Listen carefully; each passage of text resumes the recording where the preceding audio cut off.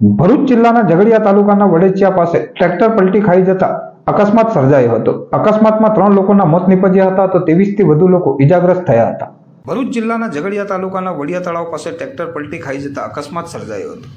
બનાવની પ્રાપ્ત સૂત્રીય માહિતી મુજબ ભરૂચ જિલ્લાના ઝઘડિયા તાલુકાના વડિયા તળાવ મંદિર પાસે એક ટ્રેક્ટરને અકસ્માત સર્જાયો હતો। અકસ્માતમાં 23 થી વધુ લોકો ઈજાગ્રસ્ત થયા હતા તો 3 લોકોના મોત નીપજ્યા હતા, જેમાં એક મહિલા અને 2 પુરુષનો સમાવેશ થાય છે।